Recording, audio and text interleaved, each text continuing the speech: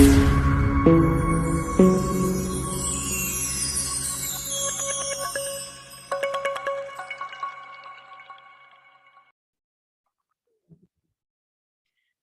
it's Simon and Aaron with Assets and Arbitrage, and we are happy to see you guys. First and foremost, we want to congratulate the gentlemen on their 1000th episode. It was a great weekend, lots of crypto talk. I'm sorry, guys, I have water. Cheers. So we hope that you guys were tuned in and got to get some good game on what the gentlemen have brought. It's a great channel, and we're glad that you guys are joining us. Today, Simon has a very good show for you guys. As a matter of fact, it's such a good show that I'm going to be learning with you guys. So I got my notebook, I got my pen, because I'm not as familiar with the subject as he is. And he wanted to talk to me about it. And I said, this would be a great show so everybody can learn together.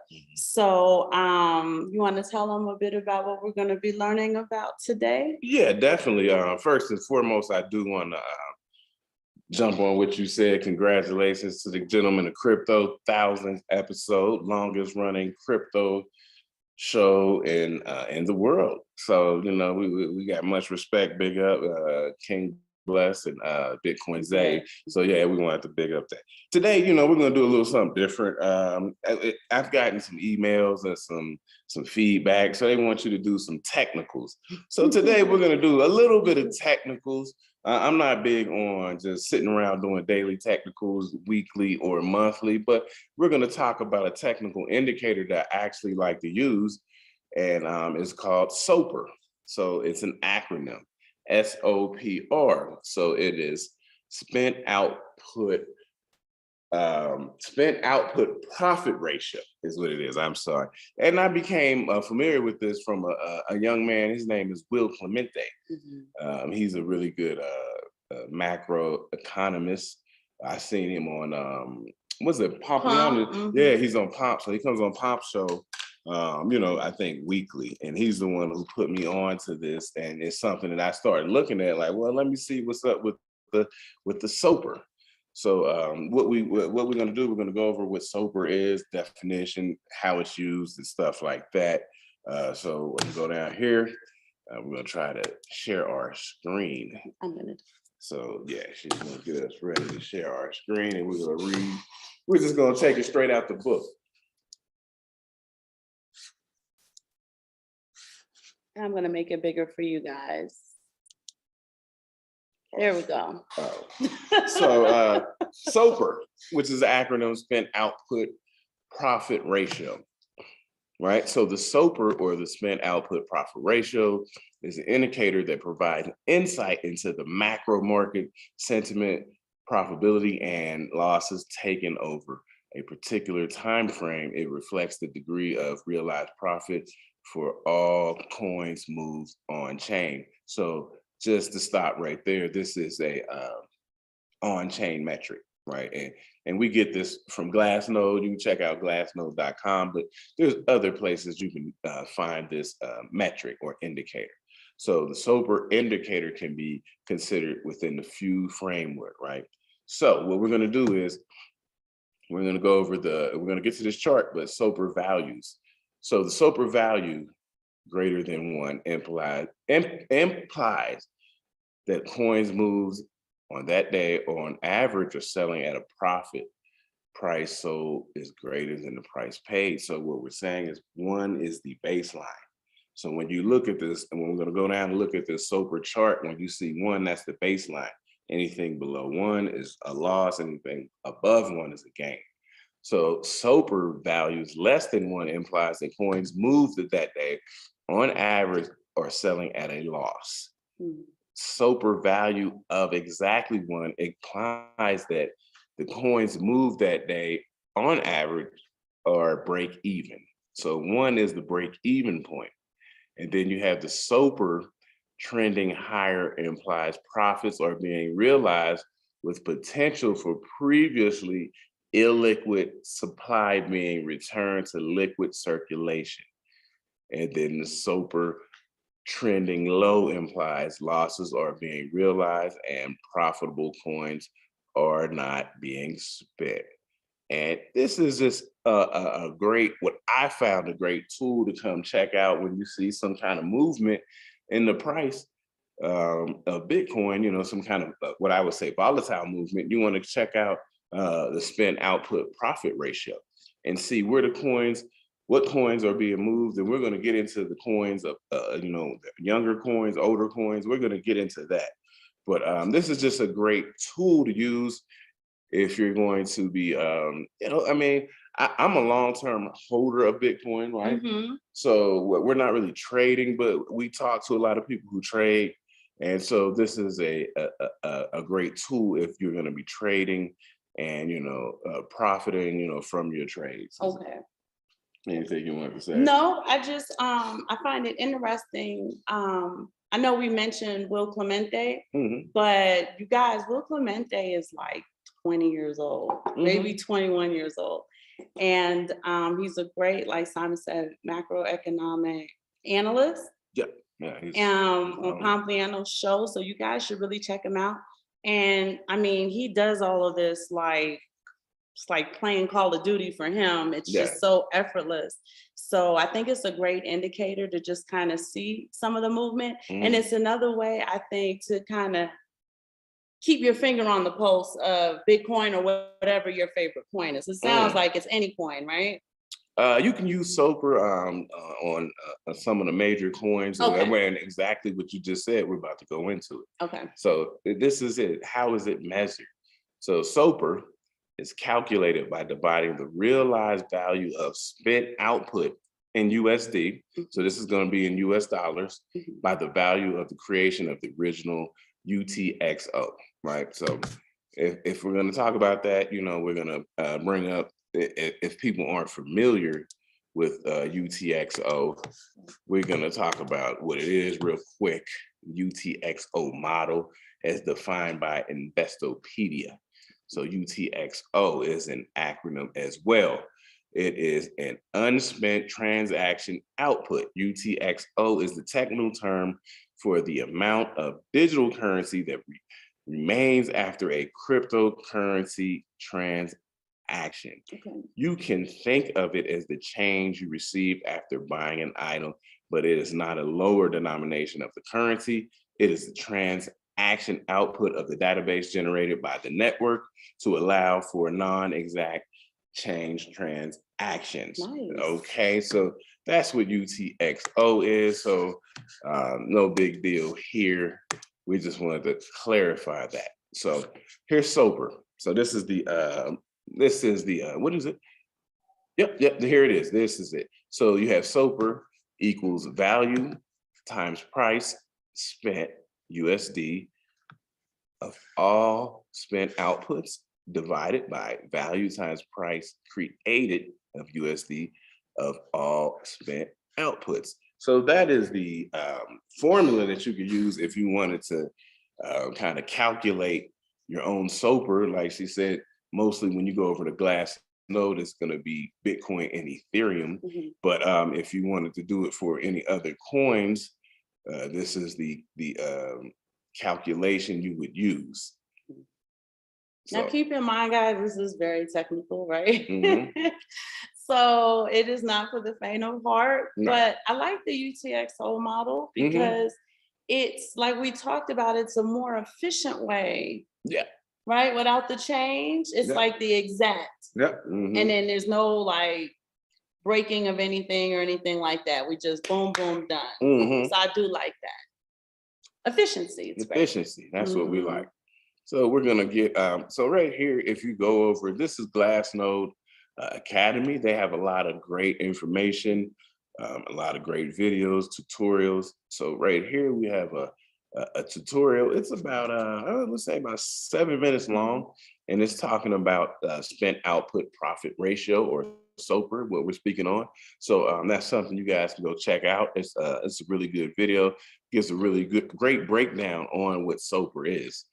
We're not going to, we're not trying to make it too long. So this will be in the description, right? It'll be in the description. Okay. So yeah, you can check that out if you would like to. So we're going to move on. So we're going to move on to the user guide. So the user guide. So S.O.P.R is a useful tool in all market conditions as it captures the aggregate profit and loss realized on particular day. This can often be considered a reflection of the market sentiment, both the absolute value of the indicator and the prevailing trend, providing insight market spending behavior. Awesome. So, And that's important, mhm, guys, because like I said, the world that we live in has found a way to basically measure and benchmark everything.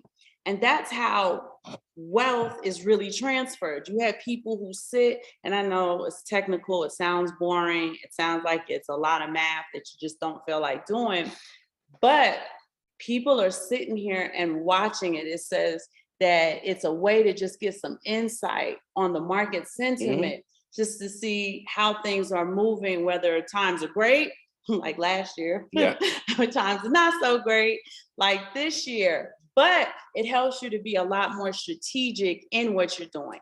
Maybe if you're able to kind of gain a bit of insight on the market sentiment, you mhm, might buy more Bitcoin than you normally would, yeah, yeah, right? mhm, Or if you're kind of looking at it like, maybe I'll kind of hold off and just kind of do what I've been doing, or maybe I'll buy a little bit less in this particular time, so on and so forth. So the insight is I think it's important yeah. to have that available to you. Yeah, it's a great indicator. It's something I really like to look at. So we're going to go into some indicator signals, as you can see right here. So in general, the higher the S.O.P.R value indicates that the more profit was realized that day. So that's why I say this is kind of it can be a short-term indicator, but it can also be long-term, and we'll get into that.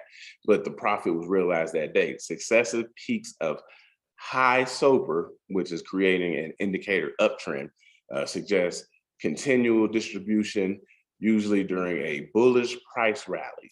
As more coins are spent back into liquid circulation, that's important, liquid circulation, probability of the local or macro market top increases. Conversely, lower S.O.P.R values indicate one or both of the following scenarios. And let's go into these scenarios. Investors holding profitable coins have reduced their spending, indicating a return of conviction and a belief that the current price are not expensive and built in markets. So, and I'm sorry, in bull markets, this can signal that a correction has exhausted sellers and that accumulation may be underway.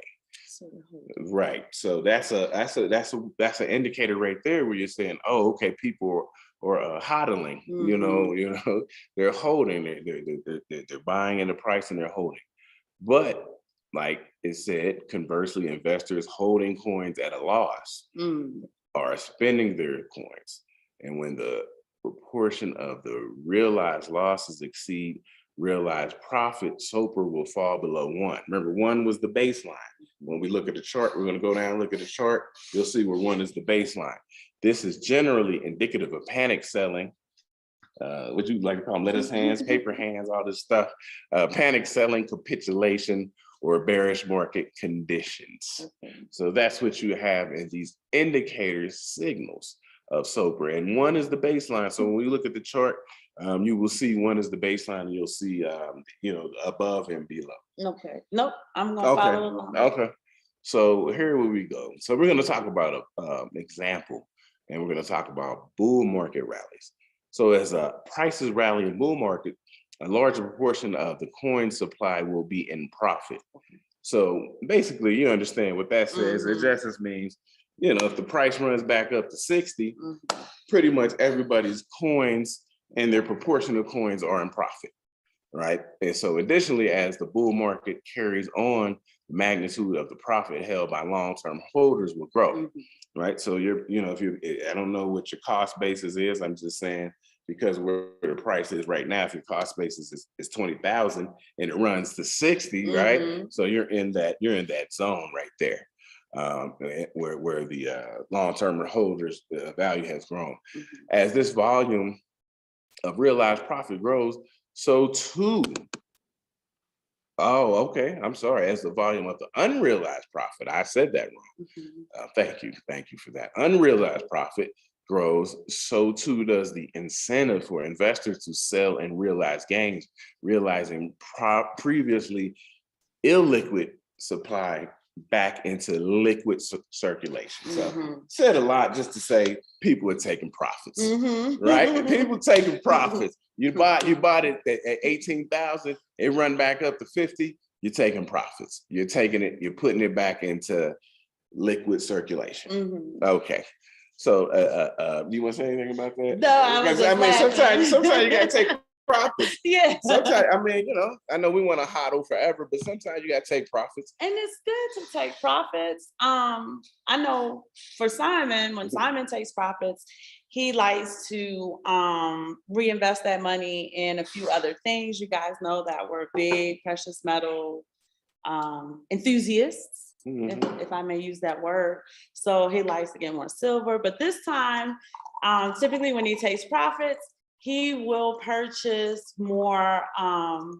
What's the word I want to use for the silver? Like novelty items, like the Yeah. 5 ounce molded whatever, or something bangle, or you know what I mean? Like you take your profits and you reinvest into another part of the portfolio. Yeah. Other times he'll take the money, the profit, and do something for the family. It's good to kind of, pat yourself on the back. Maybe you Hmm. want to get a little shopping, something that you've been holding out for. Yeah. So it's great to take profits. Yeah, you gotta take profits because a lot of people a lot of people are hodlers, but like I said, when it was at the top, you take some profits. If you bought here, you still trade. I'm not really a trader, but if I see certain areas that take profits, we will take profits Mhm. and we'll reinvest them, and or maybe sometimes do something like she said, nice for the Nice. family.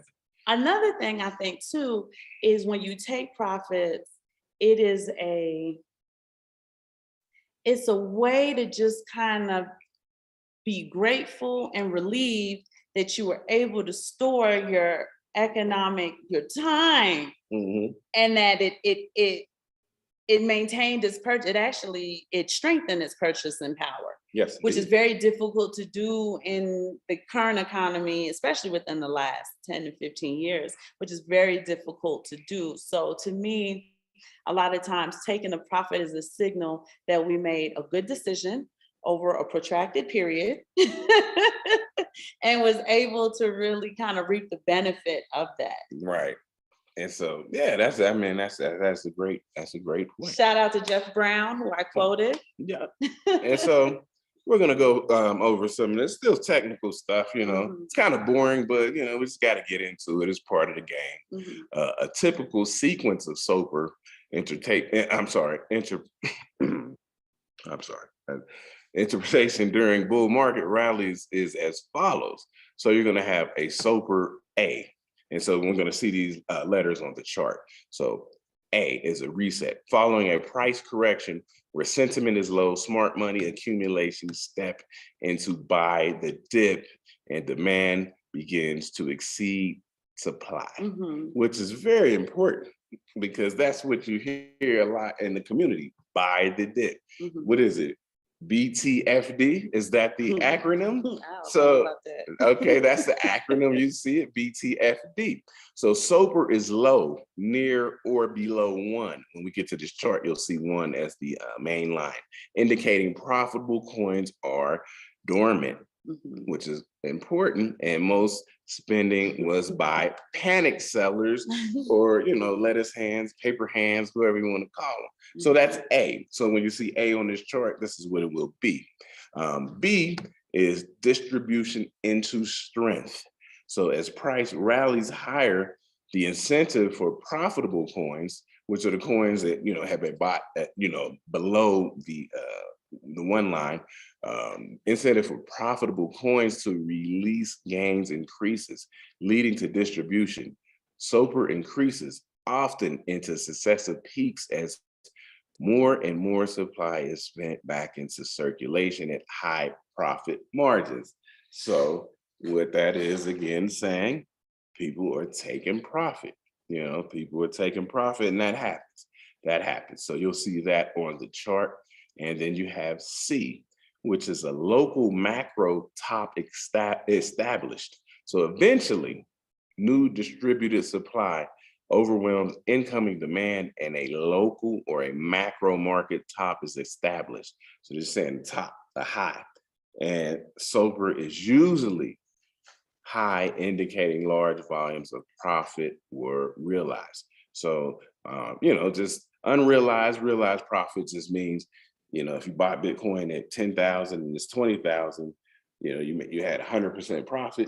If you don't sell it, it's unrealized. Right. If you sell it, it's realized, just to keep that. So let's look at this chart. Let's look at this chart here that we have. And this goes back, this is a 7-day exponential moving average chart during the 2017 Bitcoin market, bull market. So let's look at this chart. So you see the A here, what they said. So what was the A? The reset. So that's the reset. So you see it touched right here on the one line. You see it touched on that one line. That's the reset. Boom, we pop up right here in May of 17. We got the B. And that's distribution into strength. Distribution into strength. And you see that right here. Profitable coin. Yeah. So you see people who were buying, oh, boom, profitable coins. You got a little downtrend. So what is C? The high. The high. You see, boom, it popped up right here. And you see that trend line over here. So what do we have going on during the C? During the C, there's new coins being circulated into the distribution pool. Did I get that? No, it's right here. It's we have okay, right. Spend supply overwhelms the demand. Gotcha. Yep, right. Yep. And then so you're gonna see, boom, you're gonna see it go back down. It went back down. And then you go back up, and then you start with a new A here in September of 17. Reset, correction, profitable coins in a rally, in the strength, and then the strength up here. And then you have the high. Yep. So definitely. Uh-oh. We lost it. So that's just that's just the technical part of it. I'm sorry that I lost that there for you guys, but we're gonna get back to it. Is there anything you would like to say? No, I think I gotta look at this one again. Okay, to see the high. Yeah, I'm gonna look at it later offline. I think I misunderstood what it meant. Okay, all right. But the supply overwhelms the demand, and that's what causes it to go back down, and it starts over at the reset. Makes sense. Yeah. And so, and like I said, this is the 7-day exponential moving average.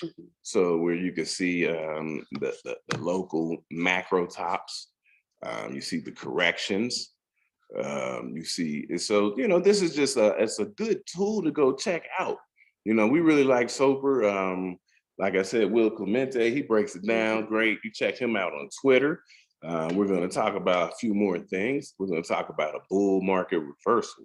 You want to say anything before I get on the bull market reversal? Do. So for you guys, I don't know if we've ever had this conversation, but Simon's been in finance for a very long time. I know we talk mostly about crypto and precious metals, but he actually used to do a lot of technical analysis in the stock market. Yeah. So this is like right inside his wheelhouse. For those of you who have questions or whatever, Simon has some great resources for the newbies like me. I got to learn the wedges and the flags and so he's in the process of teaching me that now, and he thought that this would be a great opportunity for me to learn technical analysis in Bitcoin, and that's why we wanted to introduce the show to you guys. So he's going to discuss bull market reversal. So let's go. Let's hit it. Bull market reversal. So a bull market eventually establishes a macro top, right? So remember, macro is the big view, right? So it's going to have a macro top. When you zoom out, it's going to have a macro top, which is followed by an extended period of bearish considerations. So we could be right there right now, right? Okay. That could be where we're at. I don't know. I don't watch the charts as much as I used to. The overall trend and peak level of the S.O.P.R indicator can provide insight into the relative magnitude of profit that has been realized, and then supply may be beginning to overwhelm demand. So That's one-on-one economics, supply and demand economics. What they're saying is that if the supply is overwhelming the demand, then you will see a price decrease. Right. Okay. Anyone you want to say about that? Or no? Okay. So a typical sequence for identifying macro bull market tops using S.O.P.R indicator is as follows. Progressively higher S.O.P.R peaks around local tops and corrections indicate that the magnitude of the profit being realized is increasing with each rally. This also means that larger volumes of demand inflow capital is required to absorb coins sold at increasingly higher prices, right? So that is, that's very understandable. That makes sense, right? So you have sustained periods of high S.O.P.R. So that indicates that spending of profitable coins is not slowing down during price dips, and thus may suggest a growing sentiment that coins are becoming expensive, right? So basically, you're seeing when the price runs up sometime, maybe people aren't buying as much. They're kind of sitting on the sidelines waiting for the price to come down, but you can go over here and check out this S.O.P.R indicator, and it'll help you if you are a person who's trying, I wouldn't say trying, who is buying using price signals. I always advocate dollar cost averaging because everybody's not for this, and everybody's not over here trying to find these indicators. But if you are, this is a great indicator. Okay, significantly low S.O.P.R. So that's going to be under the one line, which is 1, during a price correction may indicate a wider market panic as investors realize large losses. So people are selling the loss. Deep S.O.P.R dips below 1 indicate a large portion of the market are underwater and become overhead supply, leading to a bearish market condition. So people are selling at a loss, taking a loss. There is one thing I want to mention, and I don't know if people do what you do. Like, for instance, you guys, if I have a need to spend money that we typically don't spend, when I go to Simon, I say, hey, if maybe we want to take some profit or what have you. Simon is very methodical in taking that money. So it's not like, hey, babe, need some money. And he just goes on the iPad and makes the transfer and gives me the money. Right. He's very strategic with it. So a lot of times it's a situation where I want to give him some advance notice. That way, when he's, oh, you know what, Aaron, this isn't a good time to sell our asset. And, can we wait? It just depends on what it is. And typically it's never anything so important that we need it right now. But I noticed that in the community, there are a lot of people, when they need money, they just sell it. Like, they don't, you know what I mean? So I just want to kind of urge you guys. He explained it to me one day too. Like, we're high income earners, but he invests almost like 70 to 80% of it. So it's important that, like, hey, we have this program we need to stay on. We're very disciplined in that program. So it's a good idea to be a good steward. That's the word I'm going to use. Steward of your money. And take the profit at the right time. Unless obviously it's an emergency, if it's a health emergency or something like that, you need $2-3 grand or whatever, then that's different. But typically if I'm like, hey babe, we need a new MacBook, this MacBook, the battery cells die, or one of the kids needs a new phone, or blah, blah, blah, blah, blah. I give him the notice, and then he sells at the appropriate time so that he can protect the wealth as well as he's trying to grow it. So I just wanted to just kind of mention that, because we talked about people selling at large losses. Large losses, and we're about to go into that right now. I'm gonna click on this chart. I guess I'll make it bigger. Pause. So what we have here, and when you go over to, I use Glassnode, you check out other places. When you go over to Glassnode, you got to kind of know what you're looking at so you can read these charts. But what you have here is this gray line is the S.O.P.R. So, that's the SOPR right here. And it's overlaid on the Bitcoin price action, Oh, right? okay. So, right here, this line right here, that's the one. That's the one. That's the one that we talk about with SOPR, the baseline. And the one with the SOPR baseline is matched with $1,000 price of Bitcoin. Okay. So then that's what you see here. So you see SOPR down here low, Bitcoin's here, and you can see the action. What these are called, these light blue circles are called local tops. So you got local tops, a local top, a local top, a local top, and then you have a macro top. And that, we all remember what that was. That's when Bitcoin spiked to 20K. And then we're looking at, the chart where it dropped down, dropped. Yeah. So this is where people are taking significant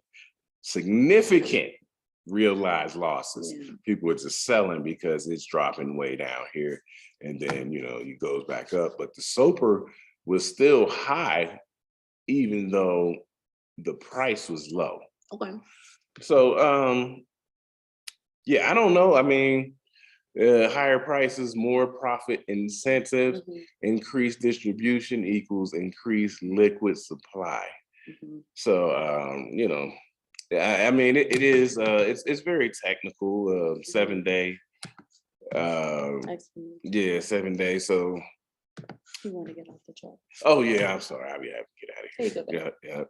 So, yeah. So is there anything you want to say? No, I mean, we understand that this is really looking at the very technical aspect of the movement of Bitcoin. For those of you who are like, I like understanding and knowing this, but I do need a little bit of assistance. Scott Melker does this, doesn't he? Every single day. Scott Melker is a great resource to tap into, you guys. He's got a great hip hop ear for those of you who are in the hip hop. But he does these chart analysis every single day. I think he has multiple shows, but I typically can only catch one show a day. We just have a lot going on here at the house. We try to get the education in, but we can only do so much some days. Yeah. So you guys check out Scott Melker. Again, we talked about Will Clemente. You guys can find him on Pompliano Show, where he goes deep dives into this. We really just want to introduce, I say we, right? He's doing all the heavy lifting. He really wants to introduce to us. Let me get a man the credit that's due. He wants to introduce to us understanding that there are resources where we can get insight into the movement to just help us better strategically purchase Bitcoin or sell it. Yeah, because I'm turning the camera a little bit, because I get a lot of people ask me why the price moves this way and that way.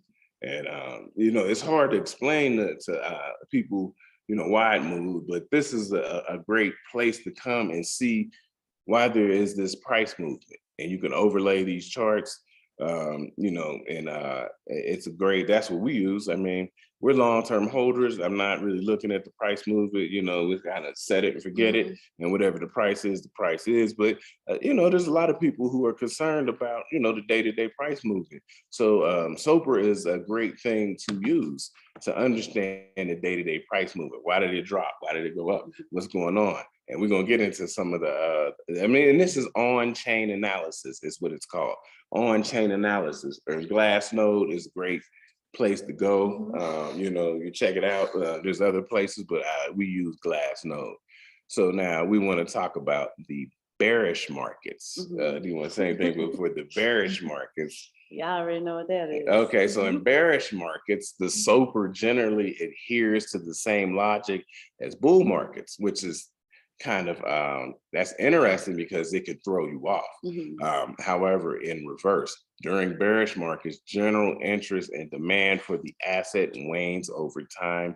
High volatility, shake out investors, shake out the weak hands, the lettuce hands, and both sell-offs and bear market rallies. Bear markets eventually establish a final price floor where smart money buyers of last resort accumulate coins from holders capitulating at deep losses. Yeah. That's what we just looked at. So that's a huge transfer of wealth. Yeah. right? So that's how you guys should really see and understand this, is that when we talk about shaking out investors, um, last resort, accumulating coins from holders that were just basically panic hands, right? Or they're panicking.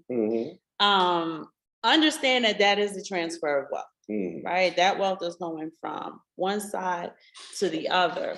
So again, this is an indicator to kind of show you that either this is the time for you to receive the transfer of wealth, or unfortunately, you may be on the side where you are transferring your wealth because you're going to go ahead and take that loss. So, Yeah, and we talked about this on the show maybe a couple months ago.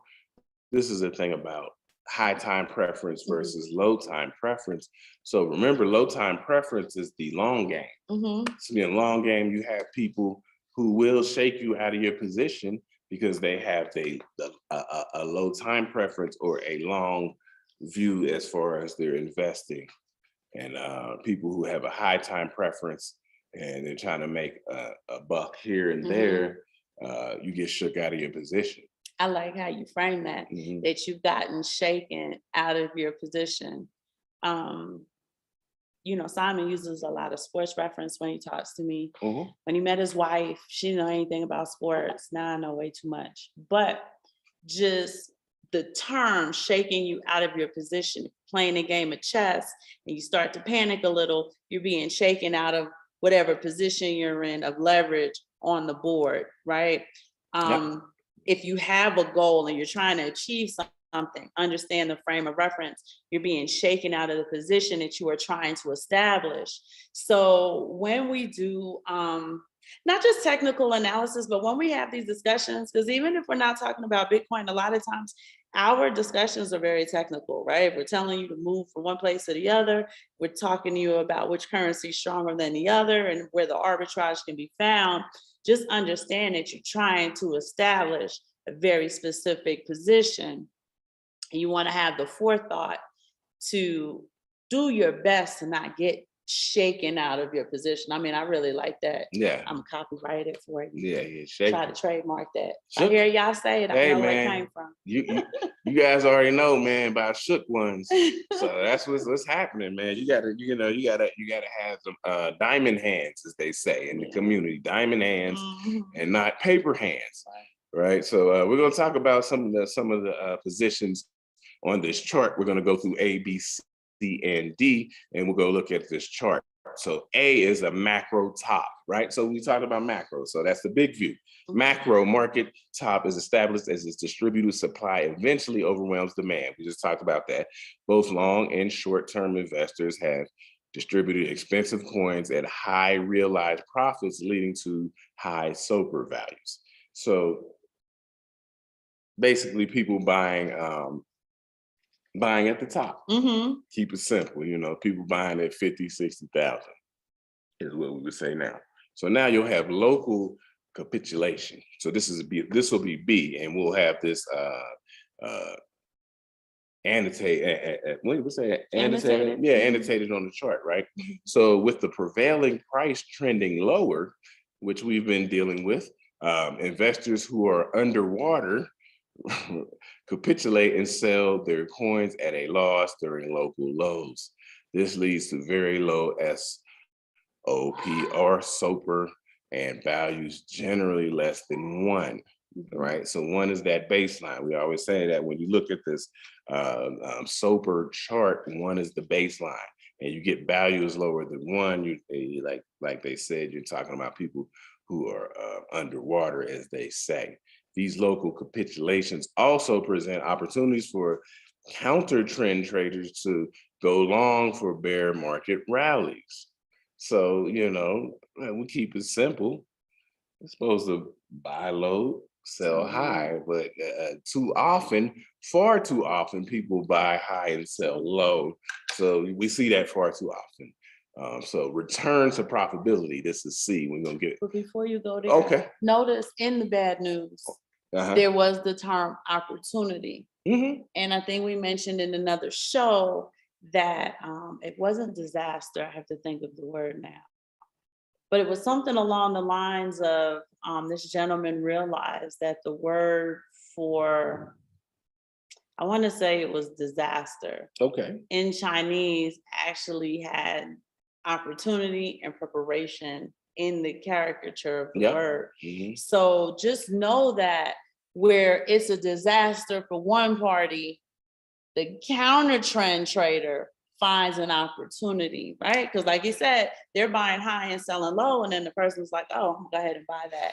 I'm gonna buy the dip. And and like I said, I mentioned this on another show. Mhm. I'm one of the people who think cash is trash, but you do have to keep cash on the sidelines so that you can jump on these opportunities, Mhm. right? You don't want to just sit in cash because you know it's losing value. And we're going to do a show about that, I believe, next week about the USD and some macro trading and bonds and things. But have some cash on the sidelines so that if you see an opportunity, you can jump in and like she said, Find out. yeah, get this. I So mean, you that's go an long, arbitrage. even in the bear market, you can go long.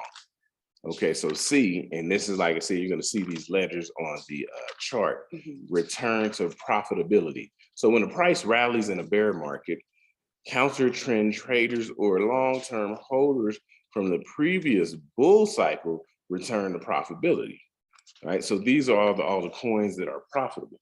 And as these coins are spent and sold, S.O.P.R trends above one as profits are realized. So people, realize profits mean people are actually selling and realizing their profits. As liquid supply from these spent coins, again, reduces the bear market demand and market price may roll over, repeating a phase B.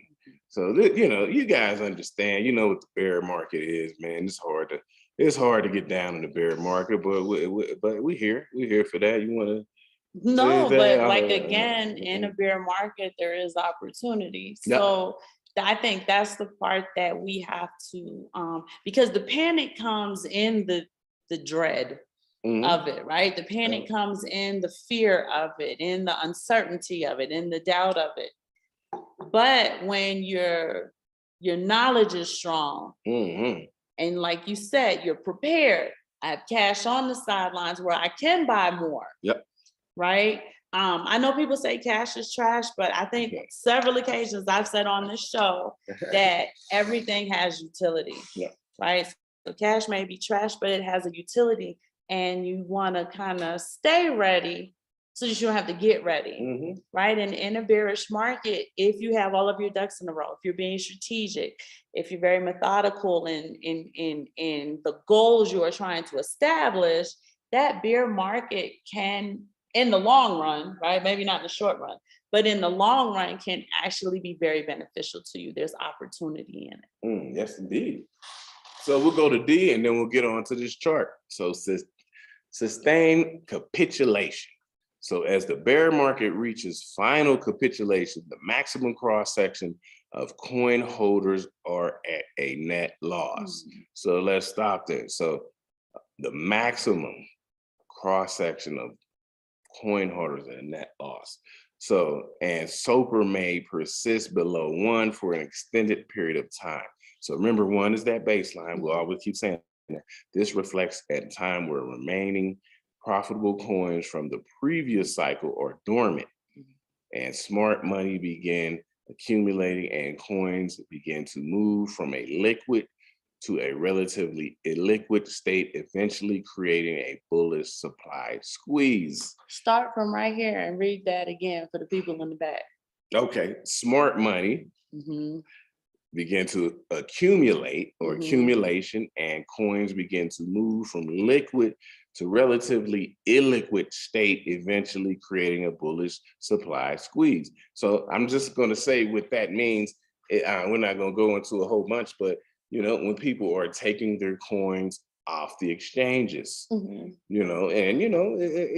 people will tell you take your coins, whatever you have off the exchange, and that makes them illiquid. They're kind of, and there becomes a bullish squeeze is what we are looking for.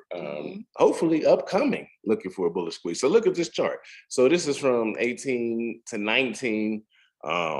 bear market, Mhm. right? Did you write those down for me? I surely didn't. I was so Oh, involved okay. in reading them. Okay, so but you see these, so we're right here in November 17 for our old school Bitcoiners. You see this macro top get smacked down. So now you're in a local capitulation below the one of the S.O.P.R. Mhm. So boom, boom, boom, boom. And then here you have sustained widespread losses where people are selling for a loss. And this is where you have that gradual return to net profitability. And this is a chart. You can see the time period, January 19, Mhm. a lot of people selling for a loss. You can see the price action, if you will, because this is a graph. So here on the left side, you can see the what is this on the left side? Yeah, the same. What is this on the left side? Okay, so on the left side you can see the S.O.P.R. and Mhm. on the bottom side. So this is a Cartesian graph. So it's the y axis. So what you Mhm. see down here is time. So right here, what they're saying at one is close to 10,000. Okay. Close to 10,000. So this is the gradual return to net profitability. And then boom, you see that spike. Mhm. July, we up here, we up here, we up here, Mhm. we up here. So yeah, that's just that is the S.O.P.R 7-day exponential moving average during the 2018-2019 bear market. Yeah, but right here where it says gradual return to net profitability, Mhm, again, the term gradual return to profitability. So, like we said, if you were in a position to be prepared, right, mhm. have your cash on the sideline, get what you need to get while people are panic selling and so on and so forth, with that low time preference, you gradually end up in a profitable state. That's Right. So just a way to just kind of see and understand. And these are cycles, right? It's mhm. all cyclical, meaning at some point you're gonna have the top and you're gonna have the losses and you're gonna return back to profitability. So one thing I have learned from Simon in doing technical chart analysis, and I'm by no means a professional in that, is that charts mirror mindset. Mm. Charts really show and indicate people's mindset. And you just kind of say, if you just be easy and kind of be prepared, you don't panic. Yeah. Because panicking is really, it's really unpreparedness, right? You realize I ain't got the rent money. Well, you just realize that on the 28th of the month, you ain't got it, so you panic, right? But when you're in a position where you can kind of get yourself prepared, you don't have those type of emergencies, you don't have that type of panic, you don't have that fear, that doubt, that uncertainty. Yep. That's And you're right. in a position where you can gradually return to profitability, even if you did experience a bit of loss. Mm. Yeah, sometimes you gotta take a loss. I mean, Right. It's sometimes you inevitable. gotta It's take a cyclical, loss. right? At some Sometimes, points you do. You take sometimes the you gotta good with take the a bad, loss. but I just think that when you look at these charts, you understand when you hear sustained widespread losses, yes, it's part of the market, but it's also a huge part of people's mindset. Hmm. Yeah. Yes, indeed. And as far as new investors, a lot of them are just unprepared because they're learning Yep. as time goes on. Hmm. So that's one of the reasons why we at Assets and Arbitrage do a lot of those other types of shows so that we can dig more into mindset, into helping be more methodical, into helping be more prepared. We have a very large family that we are solely responsible for. Neither one of us has extended family helping with our 4 children. So it's just a way for us to impart our life experiences and the wisdom that we've gained over time, good, bad, or ugly, so that you guys can be more prepared or have some insight into some of the things that go on. Yes, Do you want to indeed. get out of the chat? Yeah, yeah. Let me get out and go down. Oh, we got more. We got more, and we don't want to bore you guys to death, but unfortunately, we are going to bore you to death. It's unfortunately. So we have variations of S.O.P.R, right? So you have an adjusted S.O.P.R. You have a short-term holder S.O.P.R. You have a long-term holder S.O.P.R. So let's get into this. I'm going to try to get out of here real quick on these because that should be it. So when you have a short-term SOPR, so it's what is it? No, I'm sorry. We're going to start with adjusted. Let's start with adjusted. So you have an adjusted SOPR. So that from well, I'm going to read over here. So just for a minute, that removes coins younger than 1 hour and it filters for economically meaningful volume. So that is about liquidity. So that's adjusted. That's adjusted SOPR. If you go over the glass node, you have access to all these things. Mhm. Short-term holder SOPR. So that filters the short-term coin holders younger than 155 days. Very specific about that. Wow. 155 days. And we can click on, we can talk more about it. But if we need to talk more about that stuff, let us know.